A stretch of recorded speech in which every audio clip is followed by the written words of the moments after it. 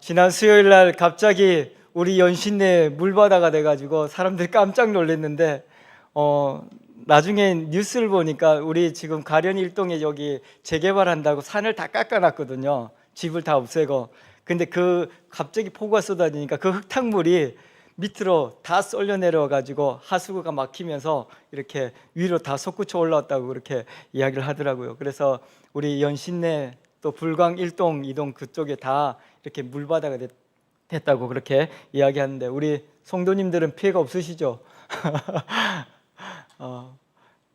또 이런 갑자기 우리가 생각지도 못한 일들이 우리에게는 참 많이 생기는 것 같습니다. 하지만 그런 갑작스런 일 가운데서도 하나님의 놀라운 섭리와 계획이 있는 것을 기억하시고 어렵다고 해서 포기하지 마시고 더욱더 힘을 내는 저와 여러분들 되기를 소망합니다. 우리나라도 광복 80년을 맞이하지만 성경에 최초의 광복을 기뻐했던 나라가 이스라엘입니다. 이집트에서 400년을 종살이하다가 정말 죽을 것 같은 그 위기 속에서 벗어난 게 이스라엘이거든요. 그 당시에는 이스라엘이라는 나라가 구체적으로 이렇게 만들어지지도 못했고 이스라엘이라는 그 히브리 민족들이 그냥 요셉이 총리가 되어서 그 가족들이 이주하면서 거기서 너무나도 행복하고 너무 좋은 시간을 보냈거든요. 그런데 요셉이 죽고 요셉을 알지 못하는 왕이 이집트에 생겨지면서 이제 전혀 다른 종족이 살고 있는 것이 불편한 거죠. 그래서 나가라고 하는데 나가지 못하고 그들이 그곳에서 점점 이제 허드렛 일을 하기 시작했고 점점 이제 먹고 살기 위해서 종으로 전락하게 되어서 그 시간이 430년이라고 이야기하기도 하고 400년이라고 이야기하기도 하는데 굉장히 긴 시간입니다. 근데 그들이 하나님을 믿음으로써 그 어려운 가운데서도 열심히 기도하고 예배하고 그렇게 하니까 하나님께서 그 히브리인들에게 복을 주셔서 건강하게 하시고 육체가 건강하니까 또 어떻습니까? 일도 잘 하겠죠. 그래서 그 어려운 상황 가운데서도 모든 걸 다 극복하고 일을 잘 해냅니다. 그런데 애굽인이 생각할 때는 두려웠죠. 이렇게 핍박을 하고 종으로 너무나도 힘든 일을 시키는데도 불구하고 이 사람들은 너무나도 건강한 거예요. 그리고 아기도 잘 낳고 그러니까 점점 인구도 많아지고 그러니까 불안해지고 그래서 안 되겠다. 남자아이들 다 죽여야겠다. 그래서 남자아이들이 태어나면 다 죽이고 여자아이가 태어나면 궁으로 보내서 이제 궁에서 시녀로서 일을 하도록 그렇게 일을 시키기로 하게 됩니다. 그런 가운데서 모세라는 사람이 태어나죠. 그 모세가 태어났을 때 산파가 그 아이를 보니까 너무 예쁜데 어떻게 죽이겠어요? 근데 그 산파는 히브리인이었거든요. 근데 더군다나 그 애굽인이었으면 죽었을 텐데 히브리인 산파가 와가지고 그 아이를 받았는데 너무나도 예쁜데 죽일 수가 없는 거죠. 그래서 나도 모르겠다 하고 엄마한테 맡기고 그냥 가버립니다. 알아서 하라고. 근데 그 아이가 점점 이제 몇 개월 지나니까 목소리도 커지고 우는 소리도 커져서 숨길 수가 없게 되죠. 그때 이 요게벳이 갈대 상자를 만들지 않습니까? 저는 그 요게벳의 노래라는 그 가사를 보면 어떤 마음이었을까라는 그 마음이 너무 정말 자기 자식을 이렇게 나일강에 띄우는 그 엄마의 마음은 어땠을까? 이 죽이지도 못하고 이렇게 하나님의 손에 맡겨드립니다 하고 이렇게 띄우는 그 엄마의 마음은 그 마음이 어땠을까 생각을 해보면 정말 이 요게벳이 그래도 대단한 믿음의 사람이다라는 생각이 듭니다. 근데 그 하나님께서는 그 요게벳의 기도를 들으시지 않습니까? 그 갈대 상자를 흘러서 어디로 갈지도 모르는 그 갈대 상자를 바로의 공주에게로 보내죠. 그래서 그 바로의 공주에게 가서 공주가 그 아이를 물에서 건져내면서 이름을 모세라고 지었죠. 사실은 모세라는 이름은 엄마가 지은 게 아닙니다. 그 공주가 물에서 건져내었다라는 뜻을 가지고 있습니다. 모세라는 이름이. 그래서 그 바로의 공주의 아들로 이집트의 왕자로 모세가 자라게 되지만 40살이 됐을 때 결국 그는 내가 히브리인인데 히브리인이 이렇게 고통당하는 것을 그냥 볼 수 없어서 그 히브리인을 보호하려고 이렇게 사람들의 싸우는 과정에서 밀치다 보니까 사람이 죽게 되죠. 그래서 내가 사람을 죽인 것이 이제 바로 왕에게 들통이 나면 나도 죽게 될 것이다라는 두려움이 생겨서 결국은 광야로 도망치게 되죠. 80살이 되었을 때 하나님께서 이스라엘의 그 핍박이 이제 그 모세가 태어날 때는 남자아이들만 죽이라고 그렇게 명령을 했는데 그 이제 80년의 시간이 지난 거지 않습니까? 더 핍박이 심해지고 이제는 히브리인들이 도저히 살아갈 수가 없었습니다. 거기다가 더 악랄하게 그 일을 시키죠. 거기서 도저히 이제 살아갈 수가 없어서 히브리인들이 땅을 치면서 통곡하면서 하나님 앞에 기도하기 시작합니다. 하나님, 나를 불쌍히 여기달라고, 이 나라를 불쌍히 여기달라고. 그때 하나님이 모세를 다시 그 광야에서 부르지 않습니까? 80살에 불러서. 모세는 사실 나는 돌아갈 수 없습니다, 계속해서 반복해서 돌아갈 수 없다고 이야기했거든요. 그런데 결국 하나님께서 놀라운 기적을 보여주시죠. 그러면서 가라, 내가 너와 함께 하겠다라고 말씀하시고 그 모세를 통해서 이제 놀라운 하나님의 계획과 섭리를 드러내게 되는 것이죠. 이집트에서 가라고 하면 내보내겠습니까? 사실 안 보내주죠. 그런데 하나님께서는 이 이집트에서 우상으로 섬기고 있던 모든 우상들을 다 파괴하기를 하나님께서 작정하십니다. 그래서 그들이 첫 번째로 이 애굽의 젖줄이라고 생각하고 그들이 생명수라고 여겼던 나일강을 피로 바꿔버리죠. 그렇게 되니까 물을 먹지 못하고 완전히 그 애굽이 다 죽게 되는 것을 볼 수 있습니다. 사실 그 나일강은 이 애굽의 신이었거든요. 신격화되어 있었고 그 나일강이 애굽을 살린다고 생각했고, 그래서 다들 우리 제주도에 가면 제주 앞바다에서 용왕제를 지내는 것이 그런 것들입니다. 그 나일강이 먹을 것을 주고 나일강이 이 애굽을 살게 하니까요. 그래서 거기서 제를 지내고 그렇게 섬겨왔죠. 근데 너희가 섬기는 그 모든 우상들이 다 파괴되지는 것을 내가 보여줄 것이다, 그렇게 말씀하시고 10가지 재앙을 내리시죠. 그래서 하나하나 다 파괴되어져 가는 것을 볼 수 있습니다. 마지막 재앙이 무엇인지 여러분들 아십니까? 첫 번째 것을 하나님께서 가져가시겠다는 것이었습니다. 왜냐하면 첫 번째 것은 누구 겁니까? 하나님의 것이니까요. 첫 번째는 다 하나님의 것입니다. 그런데 애굽에서는 첫 번째가 바로왕이었거든요. 첫 번째 것을 다 가져가겠다. 그 바로왕도 그 전에는 백성들이 죽어가는 것은 그래도 바로왕은 뭐 양보할 수 있죠. 근데 자기가 죽는 것은 양보할 수 없는 일이지 않습니까? 그래서 결국 바로왕도 나가라고 이야기하는 거죠. 그런데 나가는 것이 그냥 10번째 재앙도 그냥 없애준 게 아닙니다. 첫 번째 것은 반드시 하나님께서 취하시겠다고 말씀하셨고, 그것을 이겨나갈 수 있는, 그것을 극복할 수 있는 유일한 방법이 무엇이냐면 피를 바르는 것이었습니다. 피는 생명이었거든요. 그런데 흠없고 티가 없는 어린 양의 피를 어디에다 바르라고 했을까요? 출입구, 사람이 들어가는 출입구의 좌우 위에 임방에 발라서 그것을 예수 그리스도의 피로 그 게이트를 통과하는 사람들은 다 살게 될 것이다, 그렇게 말하죠.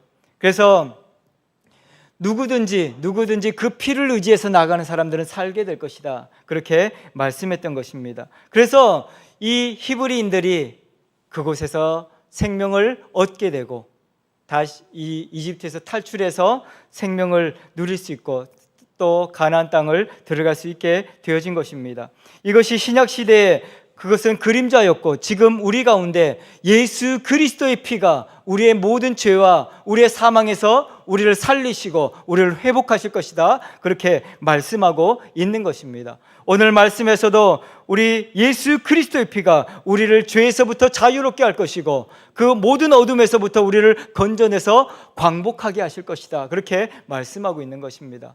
오늘 저와 여러분들이 예수 그리스도의 보혈로 말미암아 여러분들 속에 있는 모든 죄가 깨끗하게 씻겨지고 새로운 피조물로 거듭나는 시간이 되기를 소망합니다. 예수 그리스도의 보혈을 가장 분명하고 완벽하게 설명하고 있는 책이 히브리서입니다. 히브리서는 우리가 또 잘 알고 있듯이 믿음이 무엇인가를 잘 설명하고 있는 책이기도 하죠. 히브리서 9장에는 그렇게 이야기합니다. 예수 그리스도의 피가 염소와 송아지의 피로 아니하고 오직 자기의 피로 영원한 속죄를 이루사 단번에 성소에 들어가게 하셨다, 그렇게 말씀하십니다. 과거에는 우리가 죄를 지을 때마다 짐승을 죽여서 우리의 죄를 사하는 하나님의 그 긍휼함이 있었습니다. 그래서 가난한 사람들은 죄를 지으며 엄청난 부담감이었습니다. 왜냐하면 동물이나 그런 것들이 있어야 되니까요. 가난한 사람들 그 사지 못하면 죄사함을 받지 못하는 것이죠. 이 죄사함은 우리의 금전적인 희생뿐만 아니라 그 희생을 통해서 우리가 죄가 얼마나 무섭고 잔인한지를 분명하게 보라는 것이었습니다.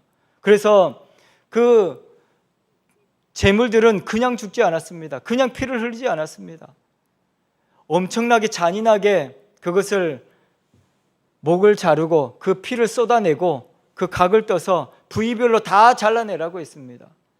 사실 저는 이 중학교 때 개구리 해부를 한번 해봤거든요. 너무 무서워서 개구리 배를 못 자르겠더라고요.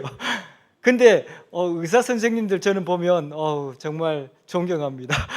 사람을 그렇게 치료하기 위해서 그 사람들은 뭐 의사 선생님들을 안 좋게 이야기하시는 분도 있는지 모르겠는데 정말 대단하신 분들 같아요. 정말 사명감이 아니면 그렇게 못할 것 같아요.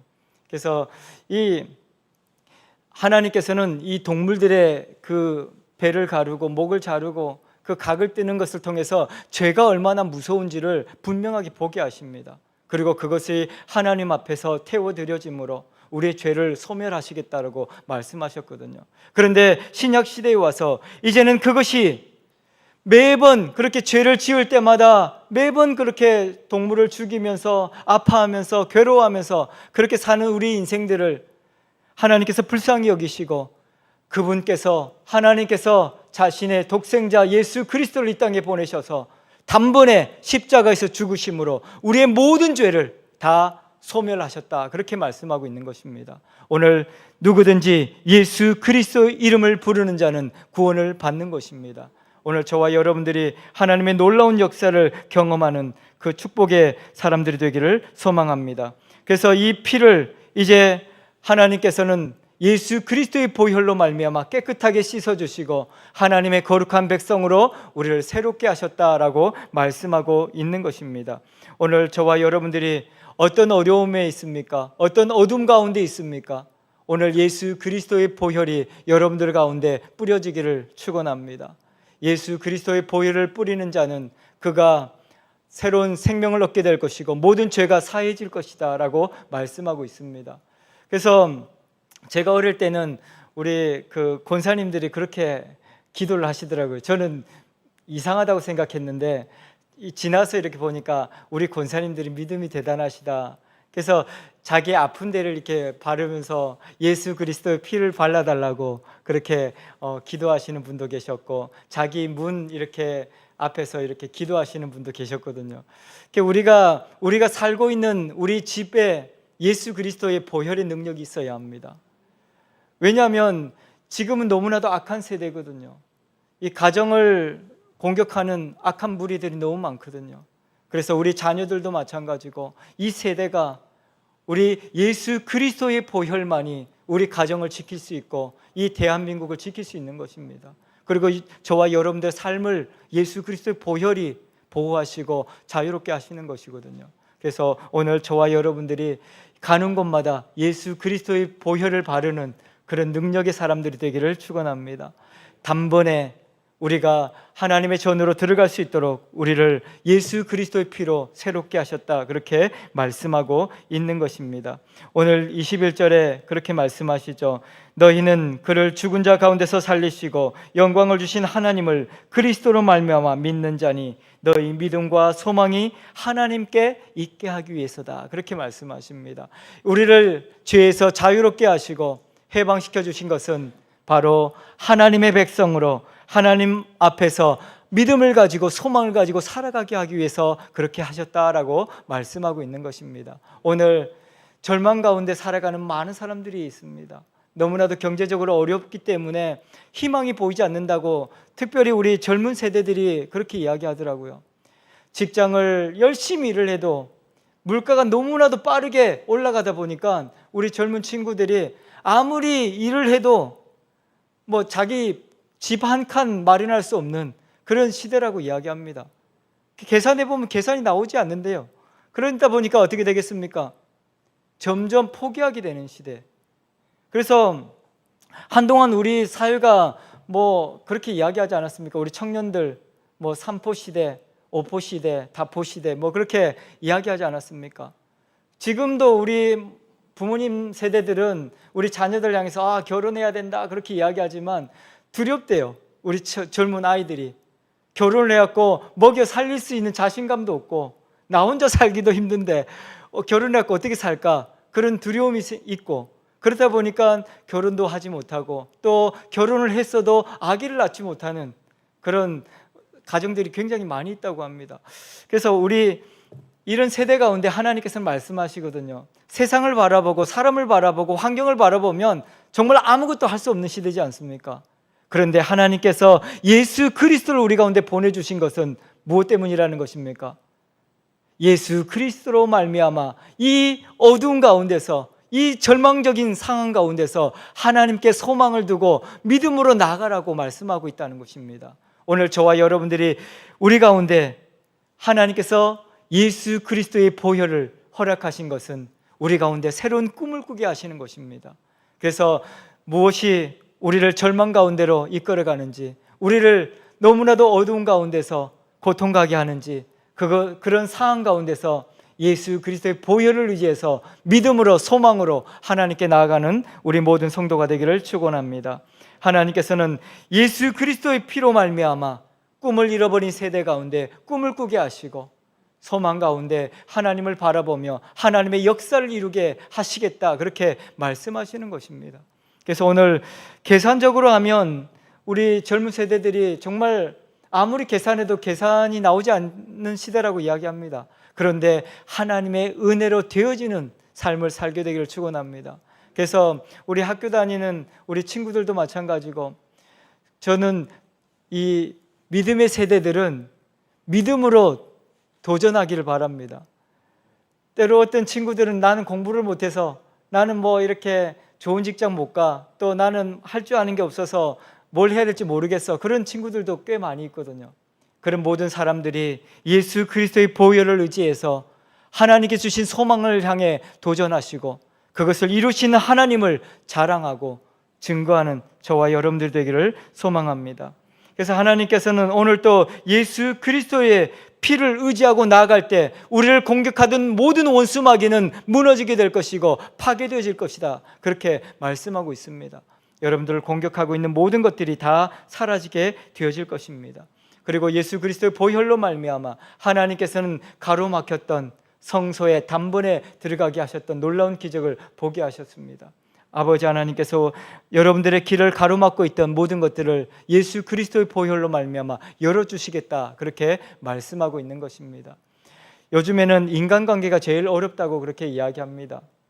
사람들의 마음을 잘 모르겠고, 또 우리 부모들은 자식들의 마음을 잘 모르겠고, 자식들은 부모의 마음을 잘 모르겠고, 또 남편은 아내의 마음을 모르겠고, 아내는 남편 마음을 모르겠고, 서로의 마음을 다 모르겠다고 이야기합니다. 그렇게 되다 보니까 점점 자기의 생각대로 상대방을 판단하게 되고, 부모를 판단하게 되고, 아내를, 남편을 판단하게 되고, 그렇게 자기 생각대로 판단하게 되다 보니까 상대방은 또 어떻게 되겠습니까?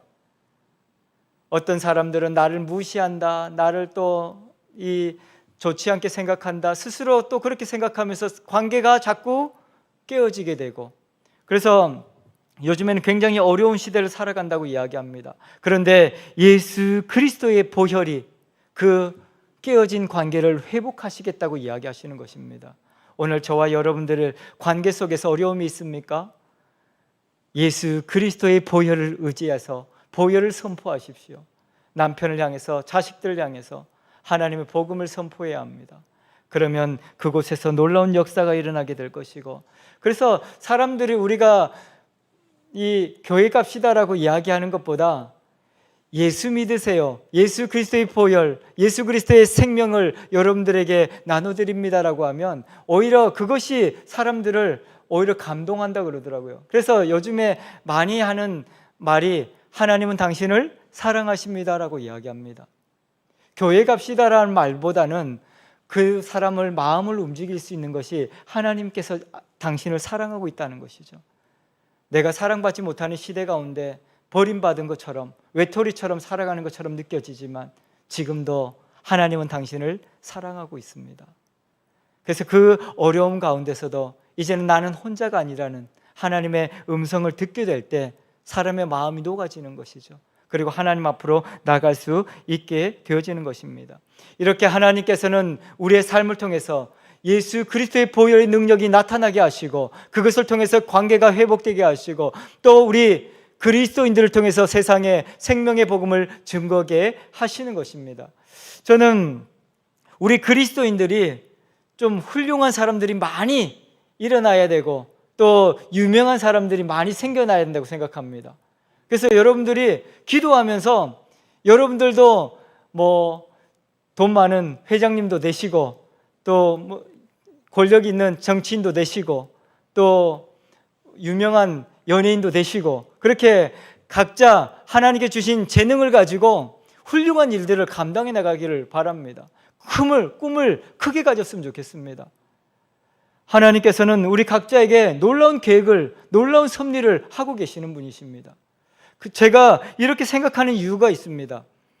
우리 아무도 알지 못하는 한 사람이 이야기하는 것과 유명해진 어떤 한 사람이 이야기하는 것은 효과가 엄청나게 다릅니다.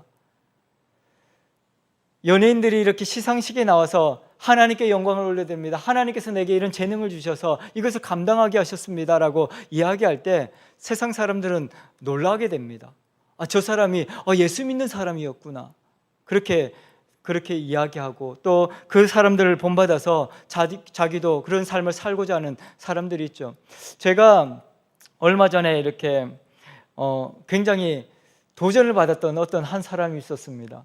그 션이라는 사람이었는데요. 션이라는 사람이 원래 가수였거든요. 그런데 요즘에는 노래를 부르지 않는다 그러더라고요. 그러면서 나와서 간증을 하는 게 요즘에는 어떻게 봉사를 할까, 어떻게 누구를 도울까에 관심을 갖고 있다는 거예요. 근데 그가 얼마 전에 57억을 이렇게 사람을 돕는데 돈을 기부했다 그러더라고요. 그래서 와, 이 57억을 벌기도 쉽지 않을 텐데 어떻게 그렇게 했을까? 근데 그는 자기 몸을 가지고 달리기도 하고 지금 오늘 8월 15일이지 않습니까? 8.15 챌린지를 하고 있다 그러더라고요. 그래서 누구든지 8.15km를 달리고 거기에 또 내가 달리는 것을 기념 촬영하고 그 기부를 하고 그렇게 하면 그것을 모아서 또 어려운데 도와주고 그렇게 한다고 이야기합니다.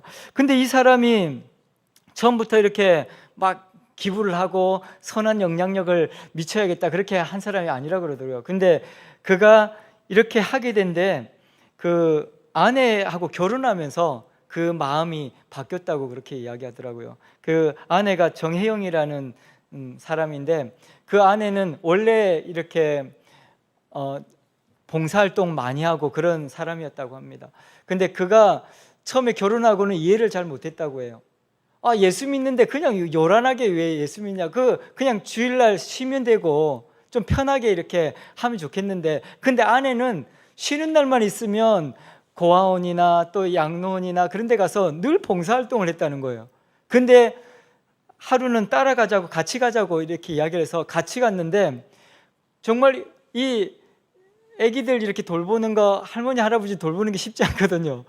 굉장히 저도 이제 목욕시켜보고 그렇게 했는데 쉽지 않습니다. 굉장히 어려운 일입니다. 근데 그 힘든 일을 했는데 하고 나서 너무나도 마음이 행복했다는 거예요. 그러면서 그래서 이렇게 이 남을 돕는구나, 봉사를 하는구나라고 생각을 하게 되고, 그때부터 같이 이렇게 어려운 또 미혼모나 난치병 어려워하는 이 사회에 있는 사람들을 돕고자 하고 그 사람들을 도우면서 복음을 전해야겠다라고 생각을 했다고 합니다. 그러면서 요즘에 이렇게 한동안 또 이 굉장히 유명했던 박보검이나 그런 연예인들 있지 않습니까? 그 션과 함께 이렇게 함께 동참 챌린지를 하는 연예인들이 꽤 많더라고요. 그 연예인들이 이렇게 함께 이제 이런 일들을 하면서 우리 대한민국에 굉장한 선한 영향력을 미치고 있다고 이렇게 이야기합니다. 그래서 지금 요즘에 이렇게 연예인 크리스천들이 꽤 많이 나와서 간증도 하고 그런 것들을 볼 수 있습니다.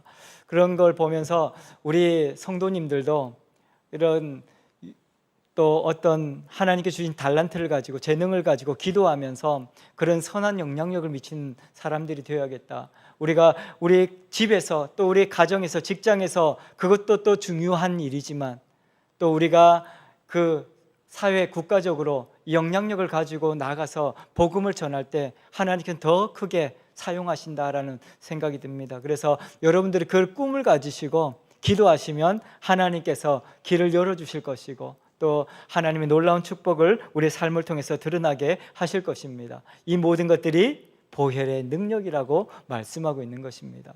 그래서 보혈의 능력으로 우리 죄를 사하시고 우리의 어두워졌던 또 막혀졌던 모든 관계를 회복하시고 또 그 가운데서 믿음을 가지고 소망을 가지고 하나님의 이름으로 도전하게 하시고 그 하나님의 역사를 이루어 나가게 하실 것이다. 그렇게 말씀하고 있습니다. 오늘 저와 여러분들이 기도하면서 도전하시길 바랍니다. 여러분들 더 큰 꿈을 꾸십시오. 지금 연세가 많으신 분들도 꿈을 꾸십시오. 지금부터 시작입니다. 그래서 우리 은퇴하시고 이제 뭘 해야 될지 고민하시는 분도 계시지 않습니까? 나이가 들었는데 뭘 해야 되지? 근데 하나님 앞에 기도하시면서 꿈을 꾸십시오. 하나님께서는 더 큰 일을 준비하고 계시고 놀라운 축복을 준비하고 계실 것입니다. 그래서 얼마 전에 그 60대 가지고 이렇게 식사하신다고 그래서 갔더니 그 거기에 이렇게 플랜카드에 써놨더라고요. 인생은 60부터 그렇게 써놨더라고요. 그래서 저와 여러분들이 나이가 들었다고 해서 꿈을 놓지 마시고 이제 늙어서 이제 아무것도 할 게 없다고 그렇게 포기하지 마시고 지금부터 시작하십시오. 기도하고 하나님 앞에 나아가면 하나님께서는 연세 드신 분들뿐만 아니라 우리 젊은 세대 모든 세대가 하나님의 역사를 드러내게 할 것이고 하나님의 영광을 드러내게 하실 것입니다. 그래서 오늘 또 보혈의 능력을 의지해서 하나님의 놀라운 역사를 드러내는 저와 여러분들이 되기를 축원합니다. 기도하겠습니다.